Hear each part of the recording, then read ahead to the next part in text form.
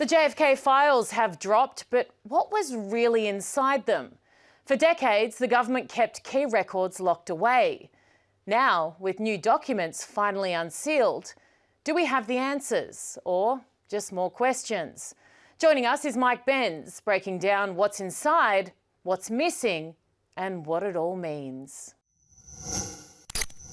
Many of the same institutions that are being penetrated by the CIA in these files are alive and well today and playing a major role in politics today, which gets to the question of, if the CIA had penetrated them that deeply back in the 1960s, how deeply are they still penetrated today? So when you see the CIA's penetration of teachers and the teaching profession and the teachers' unions, there's one document that goes through the World Confederation of Organizations of the Teaching Profession, and how the CIA had created front companies and shell groups in order to influence all the different teachers' unions. These are the largest teachers' unions in the United States today, and we know that, of course, based on these files, that their entire senior leadership was CIA 60 years ago. They, too, are trying to stop Trump's shutdown of the Department of Education and are on the front lines organizing protests at the Department of Education building.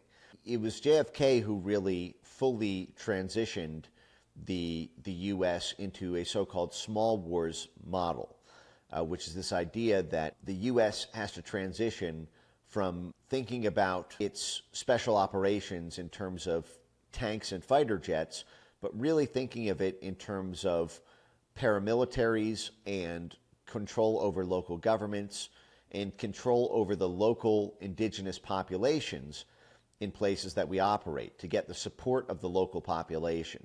The USAID can get into areas that the State Department can't because it's not formal U.S. diplomacy. It's simply a humanitarian group. It also operates through multiple layers of NGOs that themselves don't represent themselves as government agents.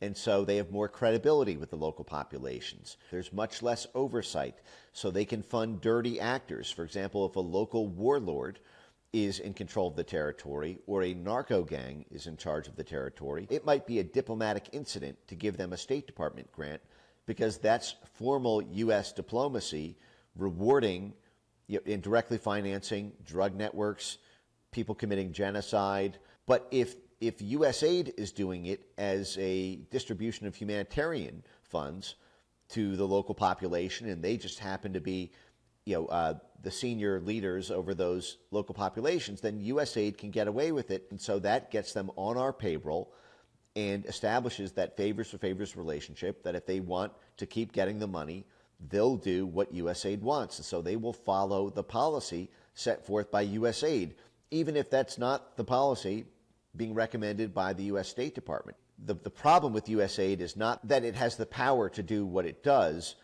but that it has the power to do what it does without State Department approval, without White House approval, that they can fool the White House by simply not reporting what they're doing. In this document, the CIA sets out how they believed at the time, after the failure of the Bay of Pigs, that there was no direct, immediate way to overthrow Castro in Cuba, and that was what was required instead was a massive commitment from Congress in terms of money and manpower beyond these special operations being done in the form of Bay of Pigs.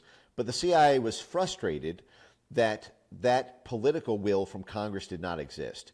What they're saying here is, since we can't get Congress to take the action we want them to, we don't have the authority because the American people are not voting for what we really want to do, the other option we have is to just do mass immigration of these exile communities of immigrants and refugees. And over time, if we give unlimited support to these exile groups, they will form enough of a lobby on themselves to affect the internal politics of Congress, with importing tens of thousands of Somalians into Minneapolis, Minnesota. Lo and behold, that produces a congresswoman like Ilhan Omar, who then goes and advocates on behalf of the Obama foreign policy for Somalia and Eritrea and Kenya and the whole region. Seeing that in writing from the Cloak and Dagger Central Intelligence Agency 60 years ago, and that we're dealing with the same issue right now as we take on the immigration issue, really is a sort of back to the future moment.